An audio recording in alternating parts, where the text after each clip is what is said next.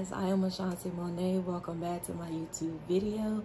If you're new, please make sure you subscribe, turn your post notification bell on so that every time I post you'll be the first to get it, and like this video as well. And if you're a returning subscriber, I appreciate you. Continue to support me and I'll forever be grateful. Alright guys, so this is part 2 to the video. We're gonna get straight into it. Start off where I left.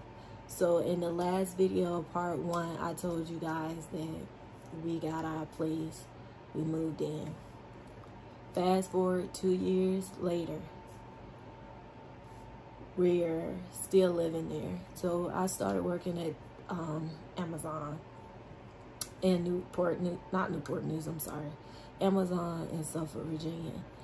And I don't know, I just had a habit of traveling for jobs that was like an hour away from where I stayed. But yeah, I had a job at Amazon and I started working at Amazon, and for a month I loved it. Like, I came home, I told my mom, I was like, Mom, I love this job. I finally got a job I could be at where there's no drama and it's peaceful. I could do my work and just come home. She was like, I'm happy for you, but don't talk too much about it, because you know you're allowing the devil to hear you. And you know, when the devil hear you talk about how you love something, he try to bring obstacles in your way. So I started working there, like I said, for a month. I went back to work after saying that everything was going good.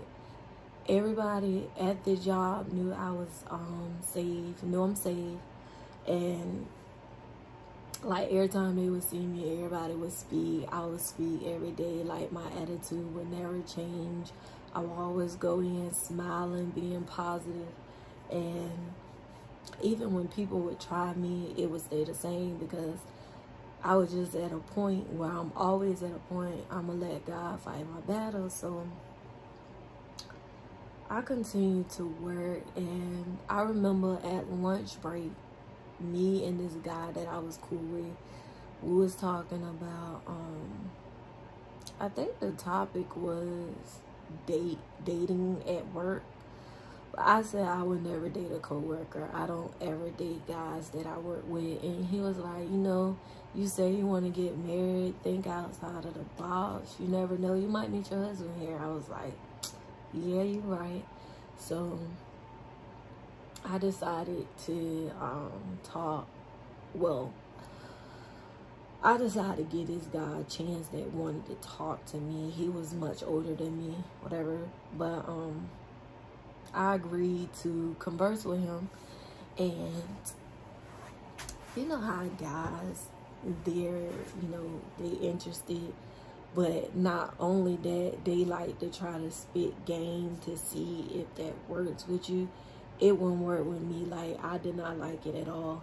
I didn't pay it no mind. So yeah, he would say a bunch of good things that guys do in the beginning when they trying to, you know, they had his mask on, and then in the middle they get comfortable and they start to change. Well, in the beginning, he was saying all of this stuff girls, you know, girls that don't know no better would like to hear. So I didn't pay him no mind. So as we walking and talking, I'm just listening to him talk. He talking and I'm doing the listening. I'm not really saying anything, but I'm also observing while he talking. So as he talking to me, telling me how he interested in me, and I'm just listening, I noticed him looking at other girls, waving and smiling. And I didn't say nothing. I didn't get mad, because he's not my man and I wasn't interested in him like that. So, but I took it into account, because I'm like, if you're telling me that you're interested in me, but you're doing this in my face, come on now, you think I'm gonna just take that? So he would do it every day. One day was enough for me. So before any of this happened, he wanted my number. Now, I don't really give people my number. Like, I gotta talk to you and see how long it lasts before I give you my number. But I ended up giving him my iMessage, and he got really upset that I gave him my iMessage. He was like, I'm not no type of guy that you give an iMessage to. I get numbers. You don't want to give me your number. And I'm just like, no, you got an iMessage. You don't want it, don't use it. It don't matter to me. So he ended up taking the iMessage or whatever. And he texted me, and I didn't respond right away. So fast forward back to when he was looking at girls waving and all of that, being flirtatious with females. I text him back and I said, look, I realize you're not what I'm looking for in a man. I'm not interested. And I blocked him. I said what I had to say. I blocked him. So I'm sure he tried to respond back and seeing that he could not get through because he was blocked. And this was, we wasn't at work. We had done left and got outside of work when I sent him that message. So the next day I came back to work. He was very upset that he got rejected. So he went around the job. He told everybody and they mama who would listen, everybody who would listen, he told them whatever he wanted to tell them because I rejected him. I told him I was no longer interested and that he wasn't what I was looking for. So he's being like, he wasn't talking to me, which didn't matter to me. I didn't care. Like, but he went around talking about me to people, and people were coming back telling me what he was saying and all of that. And I'm like, it doesn't even matter. So when I went to I didn't go to break. My supervisor, she pulled me off the machine because they got this thing at Amazon where too many people can be on the machine and they'll pull you off. And you could go, you know, sweep around or go sit in the break room until it's time for you to get back up there. So I went to the break room. As I'm walking to the break room, he says, come here. So I'm standing right there, hearing him out. Shouldn't have, but I did. I'm standing right there, hearing him out, listening. And this guy looked like he was about to cry. He looked like he was about to cry, saying, you said you weren't interested in me no more. And, you know, I don't appreciate that. Then he started fussing me out, talking about you ain't special, you ain't all that. And I'm like, I just walked away from him. But in my mind, I'm thinking like, I'm not special, but this coming from a guy who's mad because I rejected him. Like, I do have that right to reject you, right? I have that right, just like if the shoe were reversed and it was you rejecting me, you have every right to do that. But I didn't understand why he was so bothered about. Let me take that back. I did understand why he was bothered because he's a guy that got green eyes and everybody in Amazon wanted him. And so he had that cocky mentality that when he came across me, he didn't like that I won't own him like how the girls be. Like, I'm not like that with a guy. I like to get to know a person before I even get to feelings. Like, I learned my lesson from past situations, but it was just one day of me knowing him. How can I catch feelings for you on the first day of meeting you? So I forgot about this part, guys. So fast forward back, before all him blowing up at me and before I told him that I was no longer interested, he would say little inappropriate stuff, like make little sexual slurs out his mouth and stuff like that. And I let him know, like, why would you keep saying stuff like that to me when you know I'm saved? Like, everybody know this. Like, why would you think that that's okay to do? And he apologized or whatever, but I don't know. It's just something about that guy just was not right, just did not sit well. So I just had to, you know, look, go about my business. So fast forward back to present where I said I went to the break room.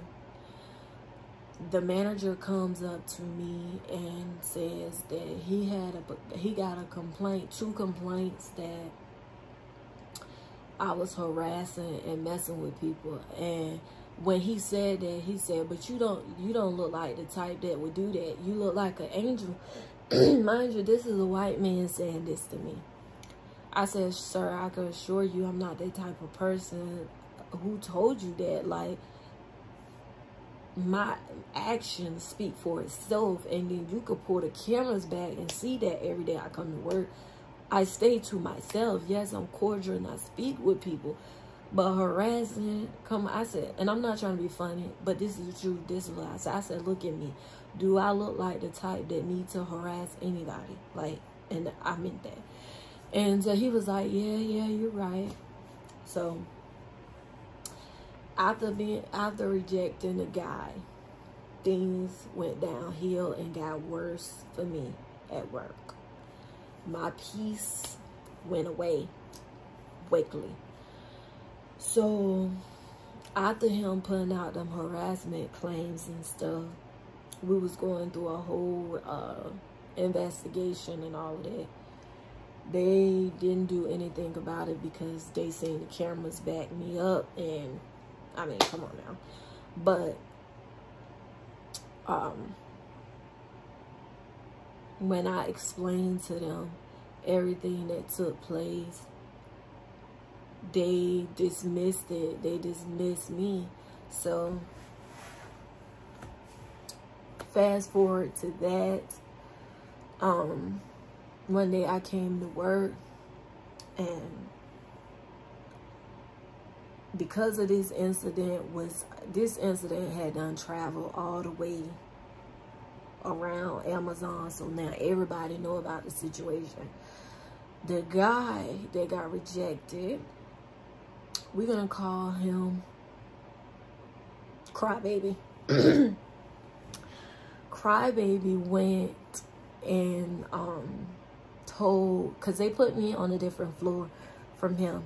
So Crybaby went to the floor that they put me on to my supervisor to talk about me and lie on me to her.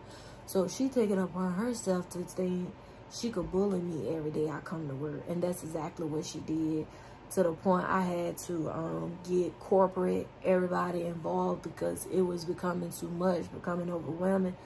And corporate was very lazy because they wanted me to do their job. They wanted me to go get witnesses, names, all of that.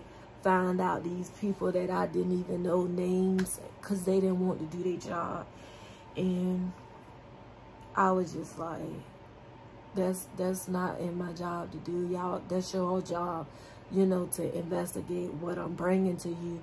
I mean, I wrote statements and everything, and because I did not provide the lady with my text messages between me and Crybaby, the text messages won't nothing. It was nothing in there. We didn't talk about nothing, and all you seen was really him sending a kiss emoji and then me telling him that I was not interested in blocking. She wanted them messages, and I told her no, because that was outside of work, had nothing to do with work business. She got an attitude, closed the case. So they dismissed the case, closed the case, did nothing about it. So every day I would come to work, got bullied by the supervisor, and they wouldn't do anything about that. Like, my back was against the wall. Now it's just, I keep dealing with it or I either leave. And then this girl, she come up from another floor. I don't even know her name. We're gonna call her, You Tried It. You Tried It came up to my floor, the 4th floor, and she kept mean mugging me, staring at me. Mind y'all, this girl been doing it since I've been working at that job. I don't know her. She didn't know me. Didn't know what her problem was. I was always nice to her. She would always roll her eyes at me and mean mug me. She came in there that day and did that, and I mean staring me down, rolling her eyes. And I said, you got a problem. I finally said, you got a problem. And she said, yeah, don't ask me, do I got a problem? B, who you talking to? She was like, come over here and do something. She said, I whoop your A, all of this, just calling me a whole bunch of B's. Anybody that know me know I do not take well to being called the B word. Like, I hate that. That's very disrespectful. Like, I'm not even gonna lie. She called me the B word over 10 times, and it got me out my body. Like, I couldn't even focus no more. Like, I was so mad. Like, I was livid to the point I want to put my hands on her. But I know if I would have hit her first, I would have got locked up. That's what she was waiting for, to get me locked up. I was not going to fall for that trap. I was so mad, I had to leave. I could not even stay at work. So I asked to leave and go home. And the man was like, what happened? What happened? I told him. So he was like, yeah, I'll give you a pass to go home. You can go home. Come with me so you can get a pass. I told him, well, I got to use the bathroom. I'll meet you down there when I'm done. He said, okay. I went to use the bathroom. Then I went downstairs to meet him to get my pass.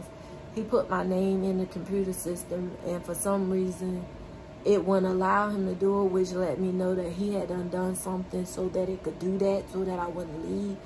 And so he told the HR, he was like, it's not working. It won't let her do the free pass to leave. And he was like, don't worry about it. I'll handle it. So I'm walking with him, going to his office, thinking that he gonna handle the situation so that I could leave. I get down there, he bringing paperwork in saying, I want to get your side of the story of what happened. Mind you, before this happened, I had done already, the man that I explained it to, I had already done told him that I did not want to talk to HR when he asked me, because I said, as HR don't have my best interests at heart. They always find a way to blame me. They don't want to do nothing. They just want to blame me and make me look like I'm a problem. He went and told this man anyway after I said that. So this man bringing paperwork saying, I want to hear your side of the story. I kept saying, no, I don't want to talk about it. I just want to go home. He kept saying, I need your side of the story. I said, sir, I said, I do not want to talk about it. I want to go home. He was like, okay, you don't have to. So before I got ready to leave, I asked him about my schedule because I was getting switched to a new shift. And we ended up chopping it up, and then I was like, okay, he was like, okay, you can return on Monday. And I was like, okay, I'll return Monday to start my new shift. So I came in on Monday to start my new shift. Go to swipe my badge, and my badge not working. I swiped it again, it's still not working. So I go to security. Security says to me, the guy told me when you left that day to disable your badge, and that they gonna come down and talk to you. And I'm like, disable my badge for what? I didn't do anything. Like, what? This crazy. He just told me to return to work on Monday, and you saying that same day he told you to disable my badge so it wouldn't work. I'm like, so they wanted it to embarrass me. They wanted everybody to see that basically they fired me for no reason. And so I ended up getting fired. Called my mama, told my mama once again, because this is deja vu happening all over again. And I know y'all like, what are you doing at these jobs to keep getting fired? Like, absolutely nothing. When you belong to Jesus, you got a calling on your life. You got to understand that you're going to go through warfare. You're going to go through persecution. You're going to go through tests, trials, and tribulation. I understand all of that. All of that comes with the territory. And I also understand that God never wants me to work 9 to 5 jobs. Because that's just not what he has for me. He has something so much greater, and I want to know God's purpose and plan for me. I want to do what he wants me to do, because I go get these jobs out of fear, basically, because I'm like, I don't want to be homeless again. I got to provide for me and my family, and we've been homeless before. I don't want to go that route again. So I go to these jobs knowing you're not really trusting in God. You're not really putting your faith in God. You're not believing that God can change your situation right then and there. You don't need to go out here and get these jobs, because they're going to get taken from you every single time. That's just what it was. So I got fired. Now I can't pay my rent. My mom was not working. I was the one who was paying household bills, taking care of myself and my mom. I didn't have a job no more. So now the landlord, she's upset. She want her rent. We 2 months late, and we don't have the money because I didn't have a job. So, but I informed her that, but I've informed it through her brother, because I didn't talk to her, because prior to her putting her hands on me, but that's another story for another time. But yeah, so I was communicating through her brother. Her brother is the maintenance who comes and fix anything that need to be fixed in the house, which he was a slum maintenance, because he didn't come half the time we call. But yeah, like, it had so many issues with the place, and they had a nerve to charge us high for the rent. They was trying to get over on 2 females. But I ended up getting a job, finding a part-time job, and it took a long process for them to, you know, get my background check back and my blood, my drug test back. So I'm letting this woman know through her brother that, you know, I'm just waiting on a job to bring me in after my drug test or whatever. And I said that I would have her money. Her brother told her this. He was like, are you willing to work with them? She has a job. She about to start, and she'll be able to get the money. The woman would not answer him. She just kept fussing. He said, that's not what I asked Jean. I said, she said, I'm saying, are you willing to work with them? She wouldn't say nothing, so he hung up on her and said, I'm going to say that's a no. She don't want to work with you. And I said, okay, and walked away. There's nothing else I can do. I tried. So, I'm still going through with this part-time job, so I'm still waiting on them. And then one day we get a knock at the door, and it's the chef. It's the chef delivering a paper for us saying that we're being sued by the landlord because she want her money and that she want to evict us.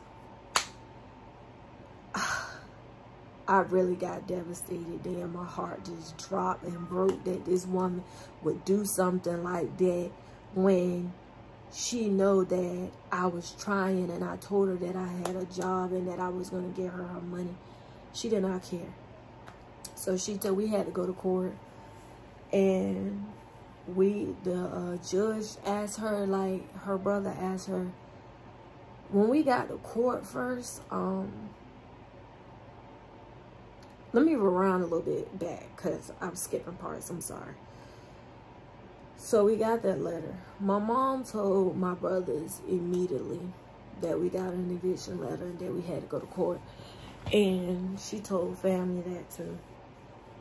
So we trying to get our ducks in a row and get a place to stay so that we wouldn't be on the streets. Because now it's not just only us. It's my 2-year-old little sister. So my mom asked my cousins, can we stay there, because they have a house that had plenty of rooms. But my mom told him to ask his mom, because that was his mom's house, but his mom got 2 houses, so she stayed somewhere separate and he stayed there in the house. So she told him to ask his mom, and for some reason my aunt don't like my mama, and why, don't know, don't understand. That's something she gonna have to work out with God herself, because, you know, that, I don't know. But She basically told him no. He came back.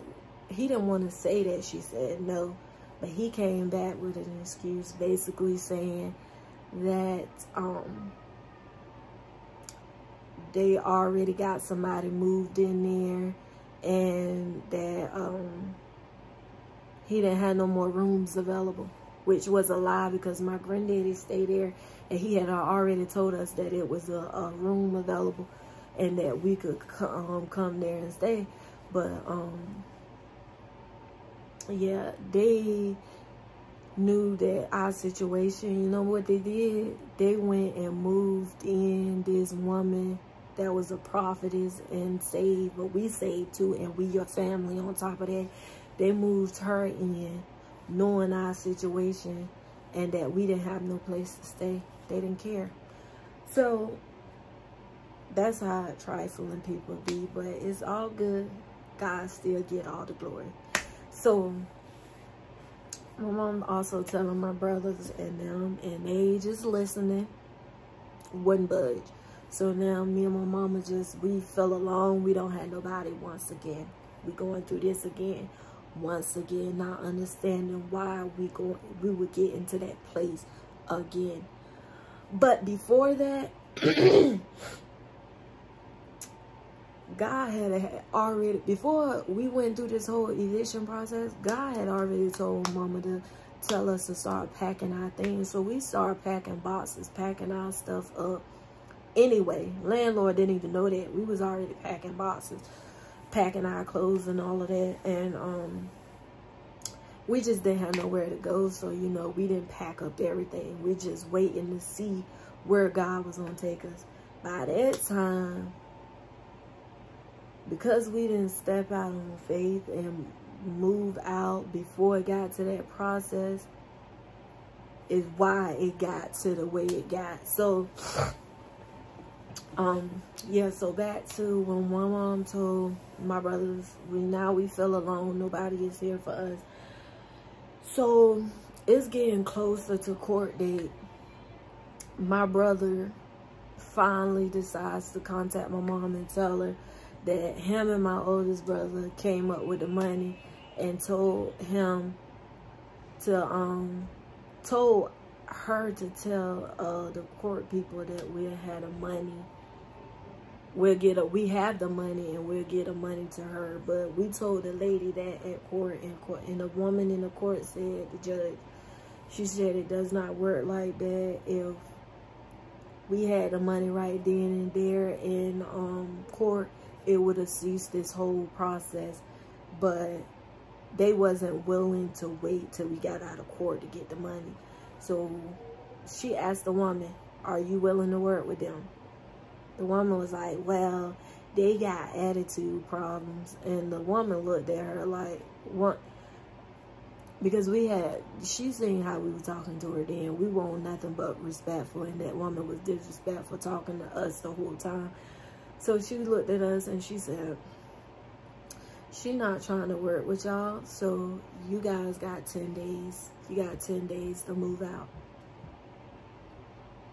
We just took it and left.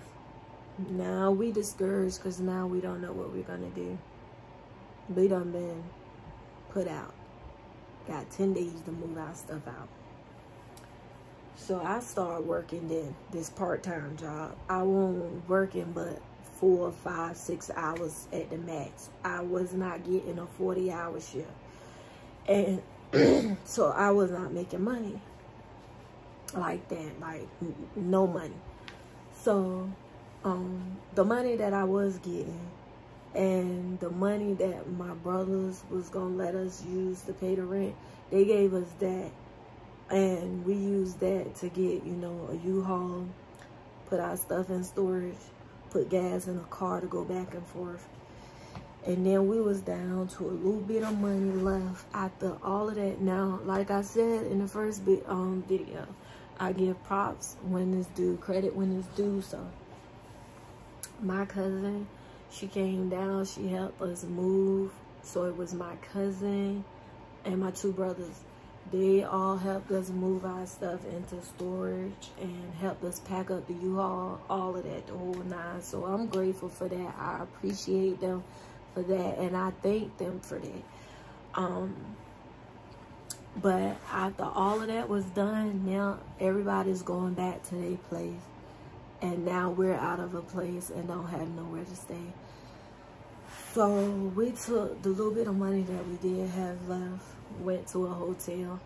The hotel was $81 a night. It ate up all the money. Now we down to no money. No more money to give. I ended up getting paid. I spent my entire paycheck on more nights in the room. $81 a night. So you can only imagine that was going fast. Then we got down to I didn't have any more money, but I'm still going to work. And my mom telling my brother why we, like, the whole time we in the hotel, you guys, nobody called and checked up on us. They didn't even know we was in the hotel. As far as they could know, we could have been on the streets living in our car or what. They didn't know. They did not care. Nobody called to check up on us to see how we was doing or if we okay. How could you be that heartless?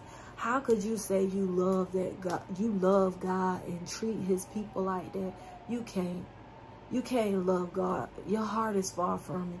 Because if you love God and you was operating in love like God do, you would say, you could come stay with me. All I got is the floor. I got the couch, something. They won't try to do that. They did not care. My cousin, she suggested us staying with this stranger she knew. And my spirit just did not sit well with that. And I was just like, I told my mama she could go, but I was not going. God just dawned it on my heart. No, that's not what God wanted. And I was not going to move like that. I said, I can't afford to move anymore off me. Because moving off me is why I lost some jobs. Moving out of fear because I need the money. And I kept losing jobs because of that. No, that's not operating and believing in God. So I said, I can't move like that no more. So I told my mama, I said, I'm going to stay. You could go, but I'm going to stay. But my mama not going to go nowhere without me. So she stayed. We stuck it out together. So we waiting on a complex, an income-based complex to come through that we had done apply for back in 2022. But you know, it takes 6 months to a year before you even come up on the list or whatever. So we still waiting on that. Like, we ran out of money. Now we don't have no more money. My brother knew this. So my mom tell my brother, I'm going to go to your aunt and ask her, can we stay with her? He was like, well, she got somebody staying with her, but you could still ask her. My mom went and asked her. The lady made an excuse of why we couldn't come there for 4 days. And so my mom went and ended up asking his aunt. And his aunt came up with an excuse of why we couldn't, but she was like, I can't see that baby out there, my 2-year-old sister, out on the street. So she contacted my brother immediately. Don't know what she said to him, don't know what their conversation was, but immediately he come calling back saying, how much is the room for y'all to stay 4 nights? It took all of that for him to...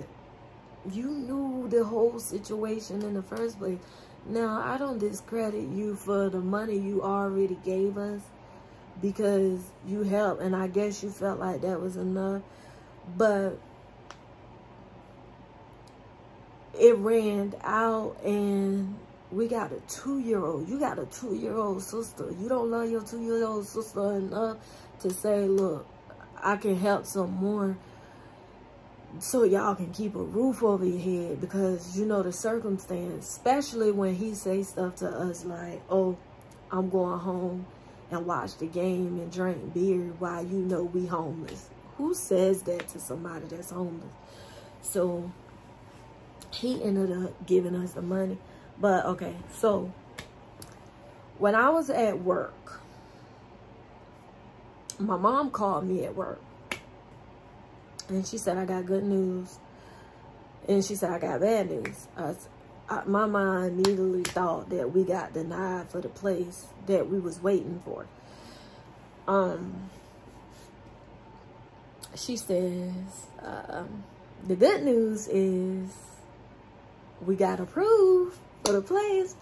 When I heard that, I just started thanking Jesus and crying. I went outside, started crying, tears rolling, praising God. Thank you, Jesus. Thank you, Jesus.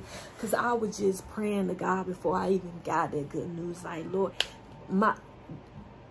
this go round was the highest my faith has ever been. And I trusted God.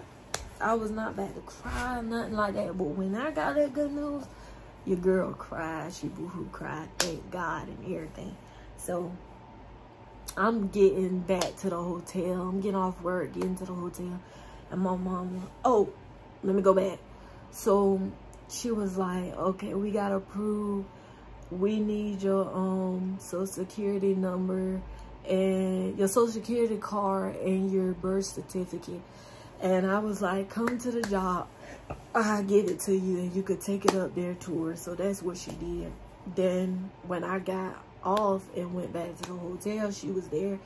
And she was like, I thought we would get in the place. She said the bad news is I thought we'd get in the place today, but it wasn't. It was just filling out paperwork, she said. And I said, okay, don't get discouraged. Don't worry about it. So we started. This is us taking stuff into our own hands again. We started going looking at this trailer that we liked. And I'm just like, yo, we're going to get this trailer. We're going to get this trailer. So the trailer didn't have no contact information or anything on it. So we ended up leaving our contact information and putting it on the door, leaving it for them to contact us. And the people ended up contacting us, telling us how much they wanted for it, like $900 to $1,000. And we was staying in a small town that was highway robbery, and their place was vandalized so bad. Like the people that stayed there before, they vandalized their property so bad. So my mom thought of this. She said, because I was working at my job, she told him if he come down on the price, that they could stop the renovations and we'll fix it up. We'll do, you know, everything that needs to be done to the place. And he said, okay, I will call you back and let you know what my dad say. So he called us back and said that his dad said no deal. He don't agree to that. And we said, okay, thank you, parted ways. Right then and there, I already knew that that's not what God wanted us to be. We were trying to take matters into our own hands because we were ready to get out of that hotel. So I didn't get discouraged or anything. I went back to work the next day. I prayed to God, and lo and behold, my mama called me again. And she said, she called a woman. No, you guys. I messed up. Okay, so when I told y'all we got approved, I got ahead of myself. So my mom called me at work, and she was like, the lady said that she didn't have no rooms available. I'm sorry, not no rooms. I'm thinking about a hotel. She didn't have no apartments available. And that we had to wait, that she had done gave an apartment to somebody else. So now we have to wait. And I'm just like, Mom, did you tell this lady we were homeless? She was like, no, why would I tell them that? It's not like they gonna care. And I was like, Mom, time out for all of that. You got to tell this woman that we homeless. You never know how God may make her move. So she wouldn't do it. So I ended up going to work that next day. Called her on the phone, told her, I said, look, we are home. My mom didn't want to tell you, but I'm going to tell you. We're homeless with a 2-year-old staying in a hotel, running out of money, can't afford it. We need a place ASAP. And that's not how I said it, but I was very professional with her. And she was like, she said, I understand, but As I told your mom, we don't have any apartments available. It's all in a matter of who moves out, is what she told me. I said, okay, thank you. You have a blessed day. I didn't get mad, none of that. I didn't get discouraged. I just left it in God's hand. Literally, I get home that same day. That's when my mama told me we got approved.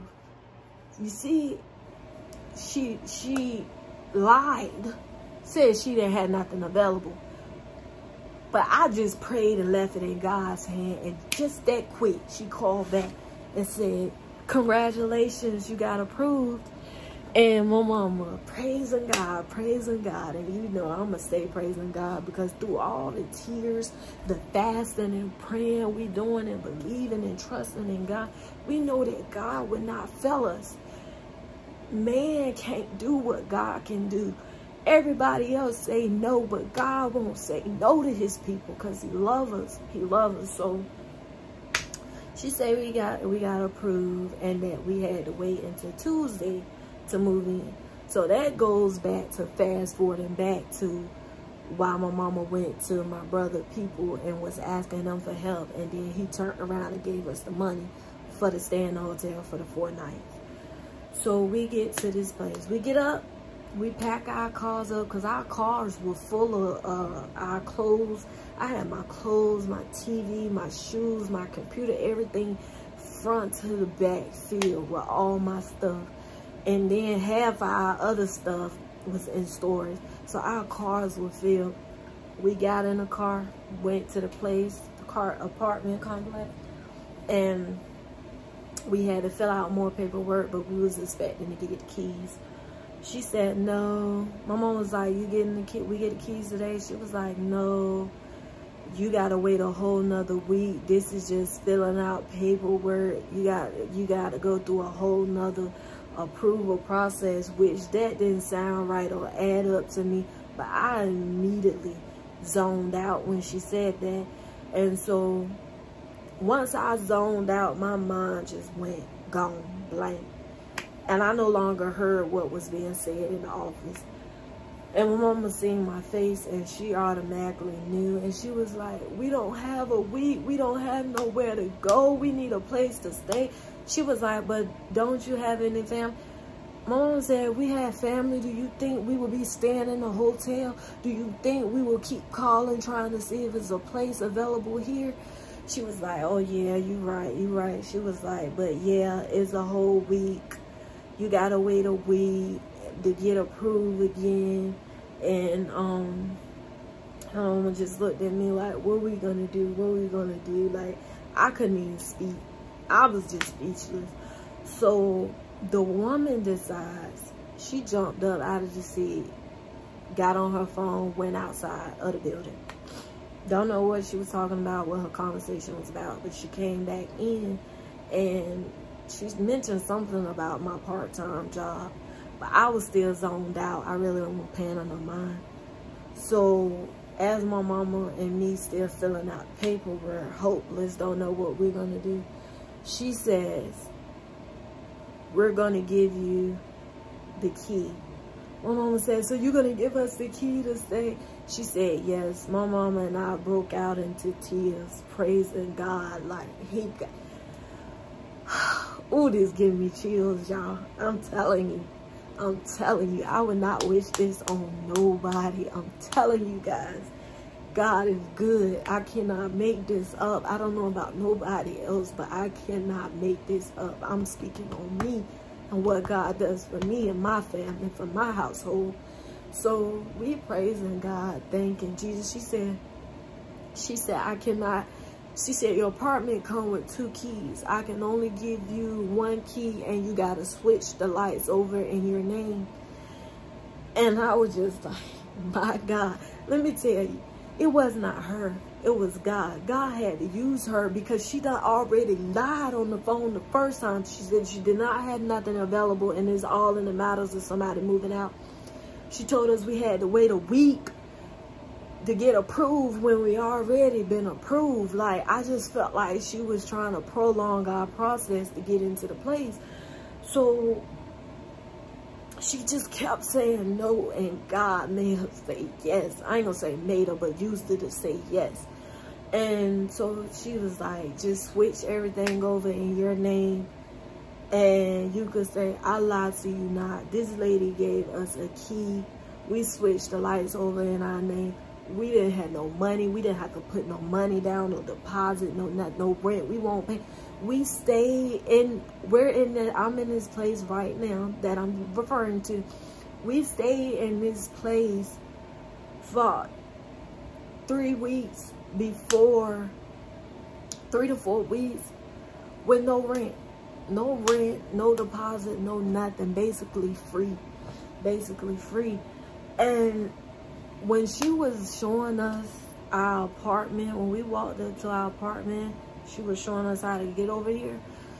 She's going to say to us, this apartment y'all getting has been available for 4 months. So you lied to me on the phone when I told you that we were homeless. You said you didn't have nothing available. It was all in the matter of somebody moving out. You told us that we had to wait a week before we could get in and all of that. And now here you go saying that this place been available 4 months. We didn't let that upset us. We just was ready to walk into the place, and when we seen it, I'm telling you guys, we were not disappointed. She said that they worked really hard on this apartment, like everything was new, brand new, put in here, and we could tell everything was brand new. Refrigerator place, everything, replace everything. Like, when I tell you God is good, man, God is good. You can't help but to praise Jesus. His name stands for who he is. Because I'm trying to tell y'all, everybody said no, but God said yes. Jesus had our back, man. This time, I didn't have to come out the pocket. Yeah, I didn't have to come out the pocket for any type of money. We just got up in here. It took us like a week before we got our stuff from Virginia, 2 hours away from where we stay at now. But my cousin once again and my brother once again helped us, you know, pack up our U-Haul. And then my mom, guy friends, helped us move our furniture into our place.